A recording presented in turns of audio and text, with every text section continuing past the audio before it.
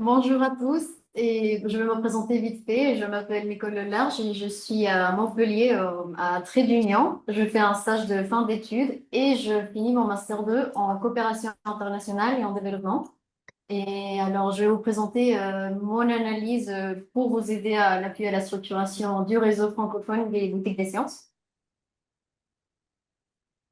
Et alors, je vais vous présenter en premier le contexte qu'on m'a donné pour un peu découvrir l'univers des boutiques des sciences. Il y a un réseau francophone des boutiques des sciences qui rencontre des difficultés pour se structurer.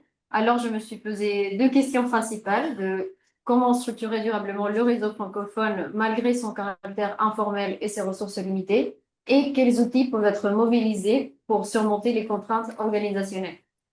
Alors, je me suis centrée dans un premier temps dans l'étude et le fonctionnement des boutiques des sciences, en ayant à l'esprit leur diversité des pratiques, et j'ai identifié des obstacles et les circonstances qui ne laissent pas avancer le réseau pour chercher des outils et les moyens pour parvenir à une meilleure structuration. Alors, je vous ai mis une liste de mes objectifs du stage. C'était du recensement, de la prospection, de l'aide à la mise en place d'un centre de ressources, d'appui à la communication et surtout d'accompagner les membres en vue de structurer et repenser le réseau. Et alors, pour la méthode que j'ai mise en œuvre, ça a été un peu euh, en étapes. J'ai commencé en premier avec de la prospection. Après, j'ai fait des études de cas pour après avoir enfin un contact direct avec les membres par le biais d'entretiens. J'ai par exemple, pour la prospection, j'ai fait des recensements de chaque site web des boutiques des sciences pour identifier s'il existait des éléments qui manquaient, identifier aussi les points à valoriser de chaque site web. J'ai créé aussi une rubrique type boîte à outils pour mettre sur la page, sur le site internet. J'ai aussi fait des recherches bibliographiques et j'ai élaboré une liste de pistes à explorer et des obstacles qui m'ont aidé après pour les entretiens. J'ai aussi fait des études comparatives des réseaux, des études comparatives entre des boutiques des sciences, par exemple sur des thèmes de recherche participative et sur le recueil des demandes sociales. Et j'ai une petite précision à faire. Il y a un grand nombre de boutiques des sciences dites du Sud qui sont en construction, mais en réalité fonctionnent en statut de projet ou en attente de validation légale. Et j'ai enfin réussi à avoir des entretiens. J'ai eu 18 personnes de divers pays, comme vous pouvez le voir, et je tiens à remercier mes membres qui m'ont accordé de leur temps. Ça m'a aidé beaucoup pour avancer à cette analyse. Et alors, pour réaliser cette analyse, j'ai utilisé un logiciel qu'on nous a présenté ici à Trait d'Union qui s'appelle Qualcoder. C'est un logiciel pour faire du codage et de l'analyse qualitative. Et c'est grâce à ça que j'ai privilégié en quatre catégories et les éléments plus fondamentaux pour la structuration du réseau. Alors, j'ai fait une différence entre la typologie et le fonctionnement, les parties prenantes, le développement de la recherche participative, la pérennisation et la structuration des VDS. Et dans ces quatre catégories, j'ai repéré des codes pour l'analyse des entretiens. Par exemple, avec des enjeux, avec des attentes du réseau, les entreprises, la définition de la recherche participative. Et enfin, je me suis lancée dans l'analyse de ces entretiens. Et pour ça, j'ai pris mes catégories et j'ai identifié, par exemple, la diversité des boutiques des sciences, la visibilité, les ressources humaines, le lien qu'ils ont avec les institutions, les enjeux qu'ils ont chaque BDS, le financement, quel type de financement ils font face, le lien avec la société civile en général, ça peut être des ONG, des associations, des collectifs citoyens. J'ai aussi fait une petite analyse sur la perception de définition de la recherche participative. Et j'ai aussi repéré les difficultés rencontrées du réseau en soi, du réseau et de la communication, la diversité des pratiques des boutiques des sciences et le lexique en général qui est mis en place. Et je vais parler aussi des déséquilibres des boutiques des sciences du Nord et du Sud. Et enfin, je vais vous présenter des stratégies de développement et des points de discussion.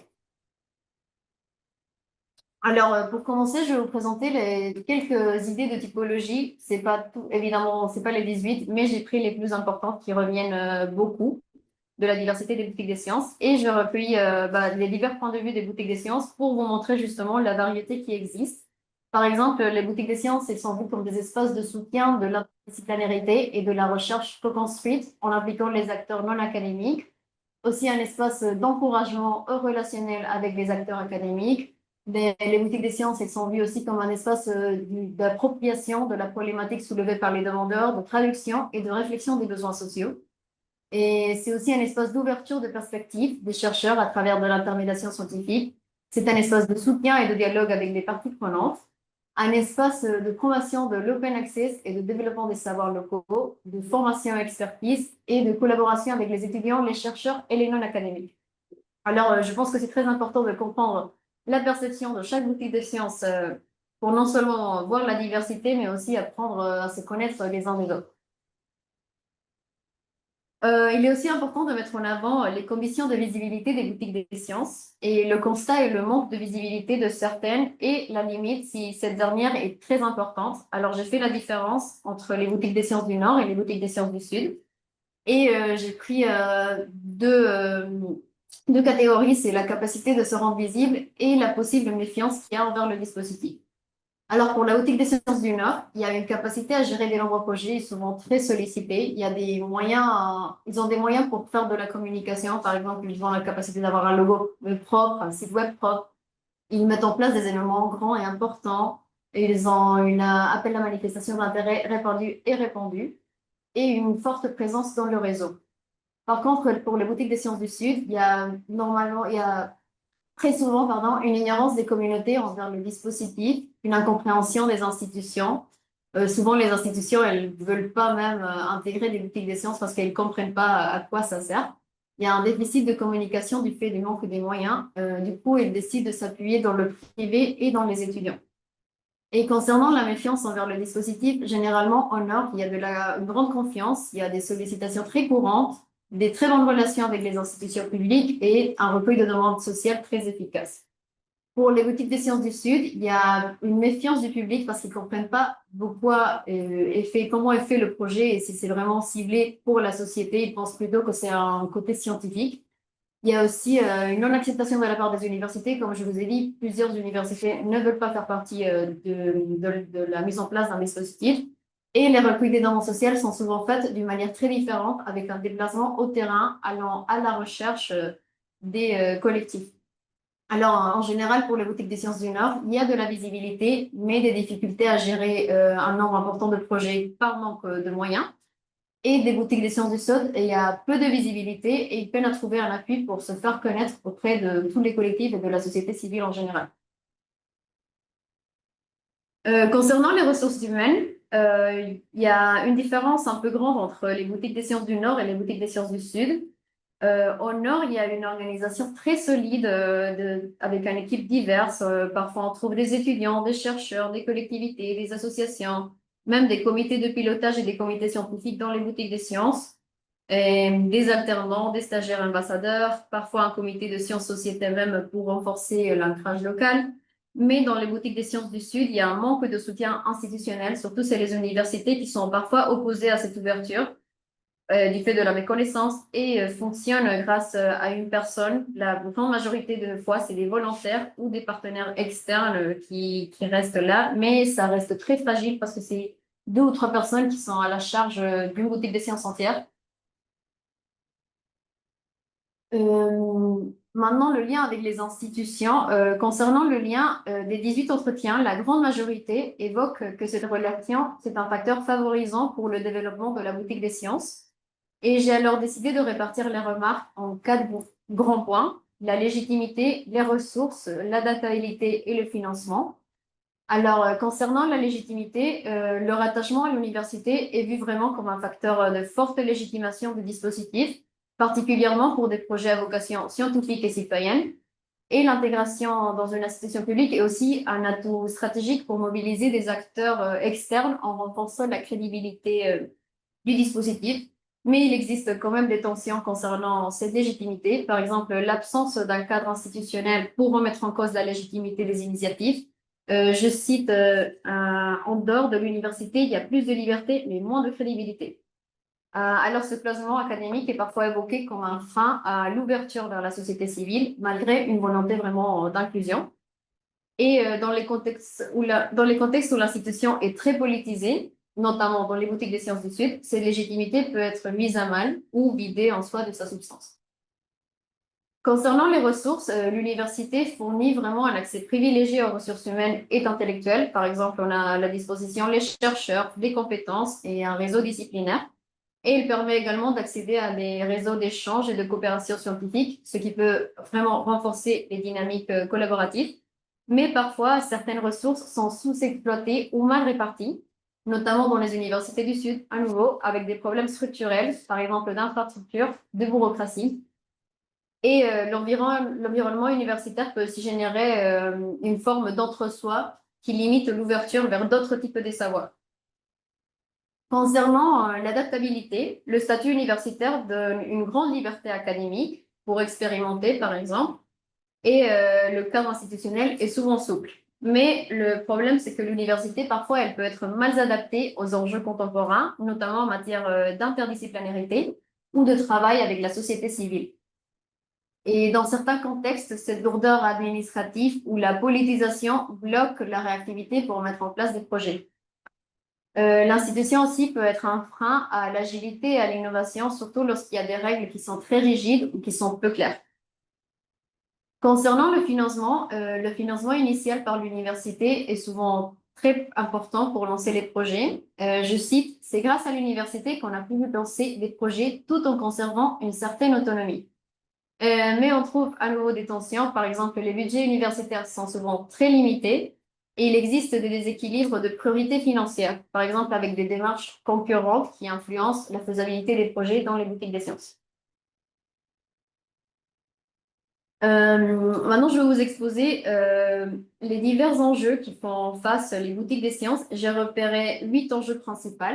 Il y a un manque de compréhension externe, c'est-à-dire qu'il y a des mécanismes et le fonctionnement des boutiques des sciences sont mal compris par les acteurs extérieurs, ce qui peut compliquer la reconnaissance. Il y a des ressources limitées, notamment des moyens financiers très insuffisants, ce qui freine le développement et la pérennité. Il y a une faible intermédiation scientifique. Être soumis aux logiques de labellisation peut nuire à l'autonomie des boutiques des sciences. Il y a aussi un manque de dispositifs d'intermédiation pour faire le lien entre sciences et société. Il y a peu de capitalisation post-projet. Les résultats des projets ne sont pas suffisamment consolidés ni valorisés, ce qui peut limiter les apprentissages collectifs et l'impact à long terme. Il y a aussi des tensions entre les chercheurs et les demandes sociales. Là, les chercheurs sont parfois réticents à traiter certains sujets ou ne sont pas du tout disponibles selon les besoins des communautés. Il y a un problème de soutenabilité très fragile. Les boutiques des sciences ont une difficulté pour assurer la continuité, notamment en raison du turnover et des changements de gouvernance et un manque de structuration à long terme. Et on trouve aussi un cadre temporel inadapté. En effet, la mise en place des recherches participatives est difficile dans des délais contraints. Surtout les attentes entre les chercheurs et les sociétés civiles ne sont pas alignées. Par exemple, on trouve souvent des cas où les stagiaires ont une disponibilité de 6 mois, mais un projet a la nécessité de durer au moins 1 an, voire 2 ans. Et il y a un contexte particulier du Sud. Dans les boutiques des sciences du Sud, plusieurs facteurs sont très importants, comme l'instabilité locale, la préférence d'avoir un contact direct avec les communautés plutôt que via des associations, et la nécessité de pluridisciplinarité qui pose des défis spécifiques pour l'action des boutiques des sciences. Et j'ai repéré aussi 5 catégories des parties prenantes avec qui travaillent les boutiques des sciences. Alors, je vais vous parler un peu de quelles sont ces parties prenantes. En premier, les institutions publiques. On trouve des collectivités territoriales, par exemple les métropoles, les municipalités, les mairies, l'ADEME, la MSH. Il y a des institutions de santé et services publics aussi, le CHU, l'EHPAD, le ministère de l'Éducation nationale. On trouve aussi des partenaires institutionnels spécifiques, par exemple la police ou même la principauté de Monaco. Et leur rôle, c'est essentiel au moment de la visibilité, du financement, d'un poids politique et un bon déroulement des projets dans les boutiques des sciences. On a ensuite les associations, des grandes associations comme la Croix-Rouge ou des structures à large échelle. Il y a aussi des petites associations. Là, le lien est plus difficile à établir parce qu'elles sont plus petites et elles manquent des ressources. Et on a même des associations thématiques. Il y a des boutiques des sciences qui travaillent avec des associations féministes, voire des syndicats aussi. Et l'objectif est notamment d'identifier les besoins de l'intérêt général et travailler sur des causes sociales précises.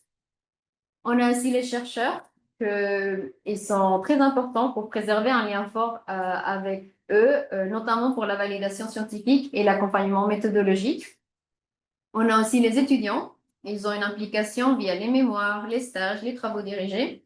Et dans certains dispositifs, il y a des formations et des cours sur les enjeux sociaux communautaires pour justement aider les collectifs en général. Et les étudiants vont participer à cet ancrage dans la boutique des sciences. Et il y a un double objectif entre les étudiants et la boutique des sciences. Ça va être un objectif de formation d'une part et de contribution à la recherche participative d'autre part. On a enfin les communautés. Et les communautés, on trouve des acteurs locaux et citoyens, parfois prioritaires dans certains contextes. On a des organismes communautaires et culturels, par exemple des établissements scolaires ou des structures culturelles. Et c'est aussi un moyen d'avoir la possibilité d'accès à des populations vulnérables. Il y a toujours la logique d'intérêt général et de co-construction de la problématique à traiter. Et je vous ai mis en petit les entreprises parce que bah, on veut savoir quoi faire avec le privé et les entreprises. Et notamment dans les boutiques des sciences, il y a des liens de fondations qui commencent à se créer. Notamment les fondations, elles vont être liées au gouvernement. Ça, on le voit surtout dans des pays du Sud. Il y a des partenaires privés qui commencent à travailler avec les boutiques des sciences de plus en plus et des entreprises à but non lucratif aussi qui sont présentes. Concernant le financement, bah, il est toujours un obstacle majeur. Et c'est pour ça que je vais vous présenter 4 types de financement que j'ai repérés dans les interviews. En premier, on a le financement public. Et les BDS, ils vont s'appuyer principalement de ces financements publics, comme je vous avais dit, l'ANR, l'ADEME ou les métropoles, qui sont perçus comme légitimes pour soutenir l'intérêt général. Mais il y a plusieurs obstacles qui sont relevés. Par exemple, la lenteur administrative. Les démarches sont très longues et complexes, ce qui peut freiner les projets. Il y a une durabilité incertaine. En effet, il est difficile d'obtenir des financements significatifs et stables pour la durée. Et il y a une dépendance au label. Une trop forte dépendance au dispositif de labellisation peut fragiliser les boutiques des sciences, surtout si les critères vont évoluer ou si la labellisation va être retirée. On a des financements privés. Certains boutiques des sciences envisagent de faire des partenaires avec des acteurs privés, notamment des fondations et des entreprises faisant partie de l'économie sociale et solidaire. Et ces options sont acceptables sous certaines conditions. Par exemple, un alignement de valeurs, donc respecter les principes de l'intérêt général, une clarté des contreparties, parce qu'il y en a toujours des contreparties et toute forme de partenariat doit avoir un cadre clair et défini. Et il y a aussi l'option des donations qui apparaissent comme une piste complémentaire, mais qui est très peu développée. On a aussi le cofinancement. Le cofinancement, c'est quand plusieurs parties participent ensemble à financer un projet. Et plusieurs boutiques des sciences expriment une volonté croissante de justement diversifier les ressources de financement en intégrant des acteurs économiques ou non académiques. Et il est possible de s'inspirer d'exemples de pays divers où les fondations privées collaborent avec le gouvernement, que je vous avais dit, et ce qui permet de sécuriser des financements mixtes en maintenant toutes les missions des services publics.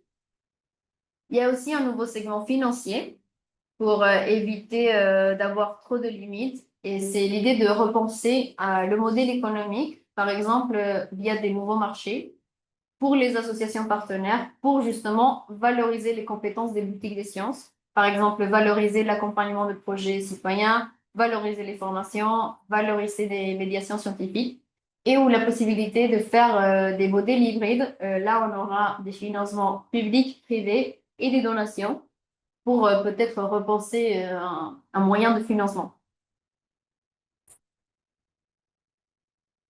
Là, j'ai demandé aux membres des boutiques des sciences de me donner une définition personnelle de ce qu'est la recherche participative. Je vous ai mis quelques exemples. Et les membres mettent en avant plusieurs facteurs. Par exemple, l'implication des partenaires ou co-chercheurs. On donne aussi une importance à le fait de partir des besoins et des attentes selon une logique de type bottom-up. Les questions viennent des citoyens puis sont transmises aux chercheurs. La recherche participative est aussi perçue comme moins cadrée que dans la science citoyenne traditionnelle. Les citoyens peuvent participer à la définition des enjeux, à l'élaboration des questions de recherche, à la proposition des méthodologies. Elle est aussi perçue comme une recherche faite pour et par les communautés. Et de toutes ces définitions, il y a plusieurs points en commun qui sont relevés. Par exemple, l'implication active des non-académiques. Il y a des citoyens, des communautés, des acteurs de terrain qui sont pleinement engagés, pas seulement consultés. Il y a la participation à toutes les étapes. Les parties prenantes vont intervenir tout au long de la définition de la problématique jusqu'à l'analyse et la diffusion des résultats. Il y a une co-construction et une parité des savoirs. Les savoirs scientifiques et ceux issus de l'expérience sont mis sur un pied d'égalité dans une démarche collaborative. Il y a une finalité sociale et un impact concret. La recherche vise à répondre à des besoins réels avec une utilité directe pour les populations concernées. Il y a aussi une approche ascendante, c'est-à-dire que les sujets de recherche émergent des préoccupations de terrain, pas uniquement des chercheurs. Et il y a aussi la souplesse et l'apprentissage collectif, c'est-à-dire que la démarche est adaptable et favorise l'expérimentation et permet d'apprendre aussi sur le processus de recherche lui-même. Concernant la pérennisation et la structuration du réseau, j'ai repéré 5 catégories de difficultés pour le réseau et les boutiques des sciences. En premier, il y a un problème de structuration du réseau, notamment avec l'absence d'identité juridique qui empêche certaines démarches administratives ou financières. Le réseau aussi est perçu comme trop franco-français. Et le constat, c'est une faible participation aussi des boutiques des sciences du Sud aux réunions, surtout aux réunions plénières. Il y a une contrainte financière et institutionnelle, un manque de financement pérenne pour réaliser les activités, une difficulté d'obtenir des soutiens institutionnels. La validation institutionnelle est difficile pour certaines boutiques des sciences et il y a une dépendance au dispositif, comme je vous avais dit, de labellisation. Il y a aussi un problème de ressources humaines et organisationnelles. Il y a un manque de temps pour mener les activités des boutiques des sciences, souvent portées bénévolement, le turnover très fréquent des personnes qui sont impliquées et une faible capacité à suivre des projets en commun, c'est-à-dire entre boutiques des sciences. Il y a aussi un problème lié à la communication et à la valorisation. Il y a des difficultés à diffuser et rendre visibles les travaux réalisés et un problème de traduction parfois de langage scientifique en termes compréhensibles pour les populations concernées. Par exemple, s'il y a une barrière de langage entre communautés. Et enfin, en risque et tension en général, il peut y avoir un risque d'instrumentalisation des boutiques des sciences par certains acteurs qui veulent contrôler les démarches, une tension politique possible avec certaines associations partenaires et un éloignement ou complexité des relations avec les collectivités territoriales en raison des procédures longues et très rigides.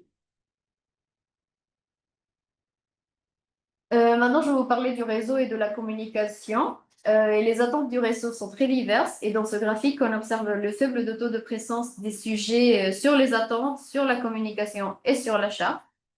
Ainsi, je vais vous parler ce que m'ont dit les membres sur les attentes et ce qu'ils veulent dans le réseau. Par exemple, on veut un réseau qui encourage la mise en place de projets communs, un réseau qui s'appuie mutuellement et partage d'expériences. On veut aussi un réseau qui favorise les rencontres entre professionnels, chercheurs, étudiants. On veut aussi on veut aussi améliorer les conditions d'adhésion et de participation pour favoriser une implication plus large des membres. Les membres aussi expriment le besoin de développer un travail de mémoire et de valorisation. Et aussi, il y a une remarque très importante qui est faite sur le défi de la coordination et d'engagement au sein de réseaux qui freinent le dynamisme. Et la faible présence des membres perçue comme un frein, soulignant l'importance de renforcer l'implication et la communication au sein du réseau. Concernant la communication, pendant mes entretiens, on a surtout parlé des sites Internet et du LinkedIn. Et une grande majorité sont favorables au site Internet, mais ils expliquent que ce dernier implique une maintenance et une pérennisation de ressources, ce qui peut constituer un peu une limite. Mais l'idée pour ce site, ça serait de mettre en place vraiment une base documentaire commune. Concernant le groupe LinkedIn, il perçoit comme une bonne idée pour le partage événementiel ou très précis, pas de documents. Et on m'a dit plusieurs fois qu'il y a une nécessité vraiment de définir la stratégie de communication et de penser à d'autres outils collaboratifs notamment parce que dans la plupart des pays du Sud, ils utilisent surtout d'autres outils collaboratifs comme WhatsApp ou Facebook qui marchent très bien entre eux. Du coup, l'idée, c'est de penser à des outils plus larges selon le contexte de chacun. Et je voudrais aussi faire la remarque de l'absence de la charte. Les membres, ils font très peu de mentions sur le sujet, ce qui est un peu dommage parce que la charte est un élément fédérateur qui peut servir pour donner une légitimité auprès des autorités. Elle peut servir pour établir un cadre, par exemple le droit et devoir des membres, mais elle doit être discutée, même peut-être réactualisée.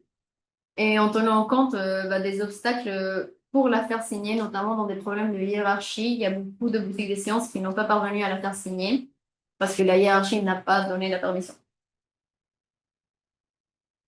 Concernant la diversité des pratiques et de lexique, je vous ai mis un graphique pour montrer en rouge la recurrence de certains sujets tels que les stratégies de développement, le lexique en commun, la définition des boutiques des sciences et la diversité des pratiques. Alors, en premier, je vais vous parler de la définition des boutiques des sciences. En général, il y a un éventail de définitions qui m'a été donné, mais il y a toujours la mise en avant de la mauvaise compréhension de ce terme de boutique qui donne un aspect marchand qui peut conduire souvent à l'erreur. Et je vous ai mis un tableau où on trouve des éléments très récurrents de la définition des boutiques des sciences. Par exemple, il y a une boutique des sciences est vue comme un dispositif d'intermédiation, une structure ou un dispositif servant de pont entre le monde académique et la société civile. Elle est aussi vue comme un espace de dialogue et de coopération, de rencontres, de collaboration entre chercheurs et citoyens. Une réponse à des besoins sociaux. La boutique des sciences vise à répondre à des demandes sociétales concrètes souvent négligées.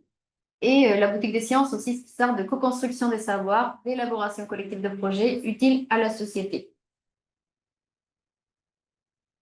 Maintenant, je vais vous parler un peu des divergences de ces définitions des boutiques des sciences ou des incompréhensions. Et je vous ai mis un tableau pour se questionner justement sur les cibles et les objectifs de la boutique des sciences. Il y a par exemple une divergence institutionnelle contre le social. On se questionne sur l'origine de la structure et sur la cible prioritaire. On ne sait pas si c'est l'université ou la société civile. Il y a aussi une divergence entre idéalisation contre fonctionnalité. Il y a deux discours principaux, soit un discours politique de coopération, soit un discours plutôt opérationnel des boutiques des sciences. Il y a aussi beaucoup de questionnements sur le public visé, qui sont vraiment les partenaires. Et on se demande aussi si vraiment la boutique des sciences a une finalité scientifique ou c'est plutôt pour créer un impact social. On veut savoir quel est l'objectif ultime des boutiques des sciences. À droite, je vous ai mis quelques alternatives et exemples de noms des boutiques des sciences qui existent actuellement. Et concernant le lexicon commun, il y a une question qui se pose, c'est si c'est une bonne idée d'avoir un lexique en commun pour le réseau. Et il y a 5 idées et propositions sur cette question. En premier, on parle de dépasser le cadre national, c'est-à-dire qu'il est nécessaire de dépasser l'esthétique française pour construire une approche véritablement francophone, adaptée à la diversité de tous les contextes locaux. Il doit y avoir une utilité conditionnelle, c'est-à-dire qu'une formalisation ou un langage commun n'a de sens que si la boutique des sciences obtient une reconnaissance politique ou un statut significatif dans les institutions universitaires. On parle aussi de respect de la diversité locale. Les initiatives des boutiques des sciences agissent à l'échelle locale selon leur propre contexte. Alors, il ne faut pas imposer un modèle uniforme, mais plutôt respecter cette pluralité. On parle aussi d'un langage partagé mais souple, mutualisé, mais tenir en compte l'intégration et les conditions qui doivent rester flexibles pour ne pas effacer la diversité des pratiques des boutiques des sciences et d'avoir à l'esprit qu'il faut toujours avoir des valeurs communes avant tout. On peut partager des valeurs et clarifier certains concepts ambigus, mais c'est plus utile que débattre uniquement sur un mot. Après cette analyse, on peut se demander si peut-être il faudrait changer le nom des boutiques des sciences. En général, les pays du Nord ont une très mauvaise connaissance des conditions d'émergence ou de fonctionnement des boutiques des sciences du Sud.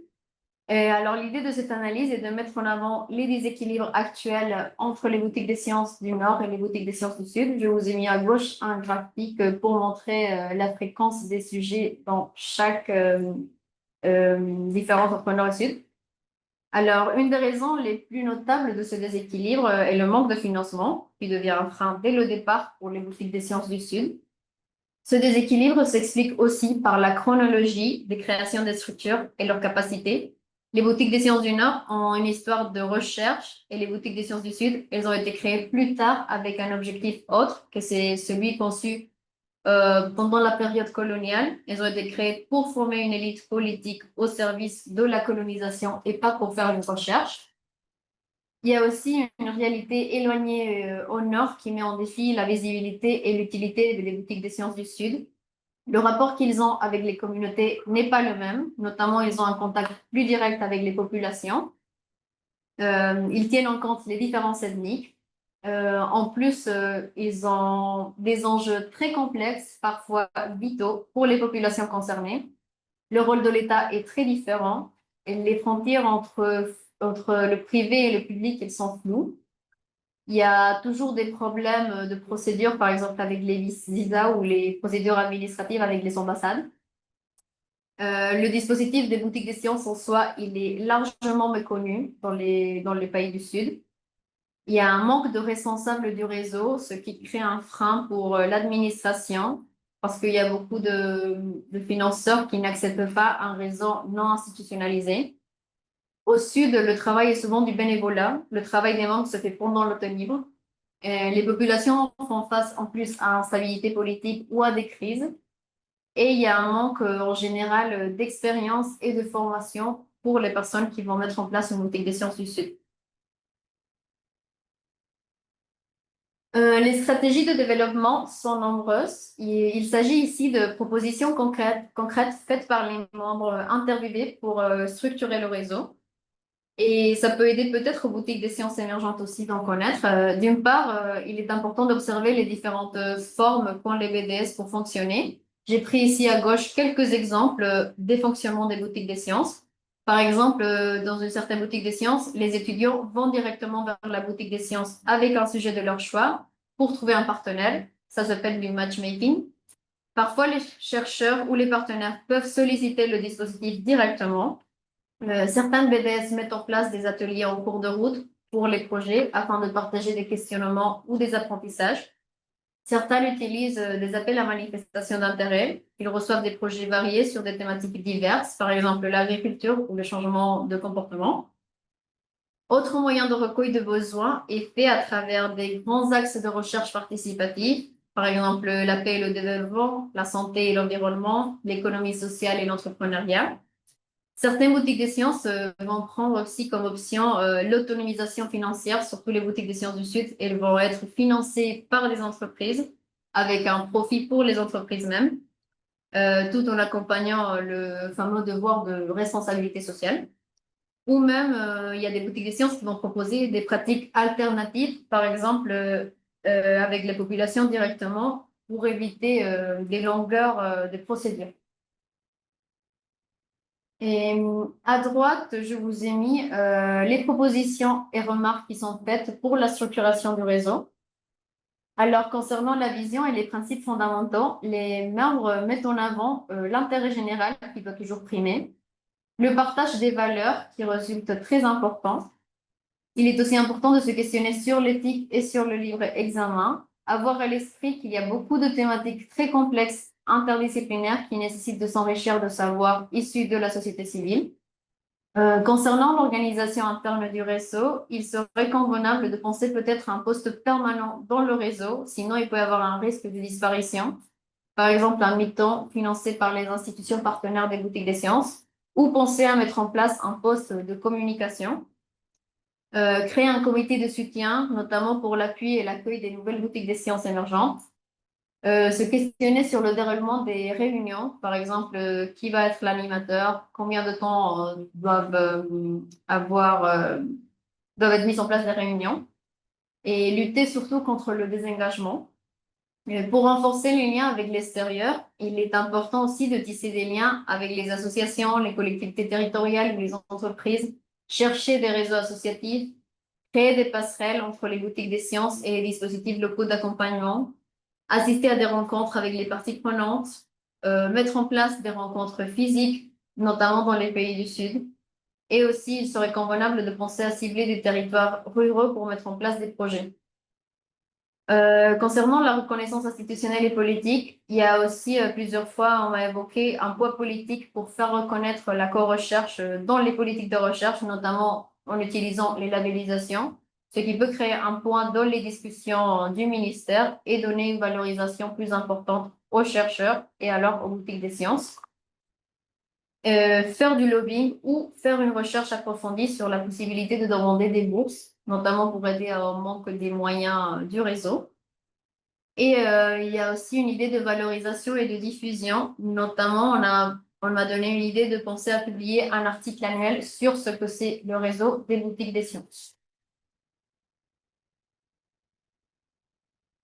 Maintenant, la grande majorité des membres à qui j'ai fait les entretiens pensent que c'est une très bonne idée de mettre une gouvernance, voire nécessaire. Et ce sujet est à discuter, mais je vous propose ici de vous expliquer pourquoi la question de gouvernance collaborative est soulevée et de vous montrer un exemple de cette gouvernance adaptée au réseau. Et je rappelle que c'est juste un exemple et ouvert à la discussion et c'est entre la théorie et les entretiens. Alors, l'objectif de mettre en place cette gouvernance est de faciliter les échanges et dynamiser les interactions au sein du réseau. Elle permet aussi de définir les stratégies et les livrables, de formaliser et légitimer le réseau, par exemple en mettant en tête des responsables, ça peut être des binômes ou des groupes de trois qui seront en capacité de répondre au nom du réseau. Et ceci est notamment pensé pour les collègues du Sud ou les boutiques des sciences émergentes qui ont du mal à faire passer les financements du fait de l'informalité du réseau et donc ils ne peuvent pas mener des projets. Et cette gouvernance se veut aussi collégiale, internationale, participative et transparente en impliquant les différentes parties prenantes mêmes dans la stratégie, dans l'organisation et dans les actions.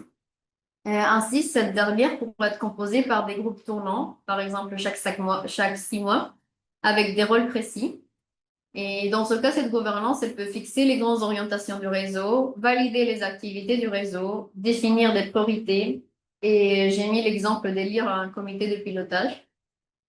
Et plusieurs idées m'ont été données par les membres et j'ai fait une adaptation selon ce qui est mieux pour la structuration et mes connaissances en gestion de projet. Alors, une possible composition, ça peut être pensé comme une assemblée de membres, un organe souverain où elle est composée par tous les membres du réseau, un comité stratégique qui examine, approuve les plans stratégiques, le comité de pilotage qui donne conseil, un comité facilitateur pour le soutien administratif, la communication, l'animation du réseau, et des groupes de travail thématiques afin de mettre en place des projets communs entre les boutiques des sciences. Le but de cette gouvernance, c'est la prise de décision, que c'est le plus important. Il s'agit de partager des responsabilités et ces comités, ils peuvent être composés par très peu de personnes à ce stade du commencement. Et pour avoir une gouvernance participative, le cadre de décision doit être collectif. Et du fait du manque de temps des membres et des absences, les votations de ce dernier, elles peuvent se faire via des plateformes de vote pour assurer la démocratie et aussi la transparence de ces décisions et aussi l'avancement du réseau. Et je vous ai mis un exemple d'outil qui peut être utilisé. Et enfin, il s'agit de mettre en place une gouvernance pérenne pour le réseau, c'est-à-dire avoir des rituels de gouvernance, de les faire par exemple pendant les réunions plénières pour notamment donner l'information, la coordination, un temps de bilan, de feedback collectif et des ajustements. Ensuite, je vous ai mis un exemple d'un comité, dans ce cas le comité de pilotage qui est une instance pour créer et pour piloter un projet, dans ce cas le réseau. Et il joue un rôle stratégique notamment dans l'opérationnel. Et la composition, elle peut être soit composée par des représentants des boutiques des sciences, soit coordonnée par des membres qui participent au réseau pour assurer la collaboration. Je vous ai listé les missions, par exemple, d'orientation, de déterminer les priorités, les risques et les obstacles, les délais et le suivi de budget, le contrôle de qualité, notamment donné à conseil, avec quelques tips de réussite. Et enfin, pour la réussite du réseau, il est primordial que chacun des membres du comité un pouvoir décisionnel dans son département en vue d'avancer les activités, une position de moteur et une envie de voir les choses changer, et un attrait pour le réseau.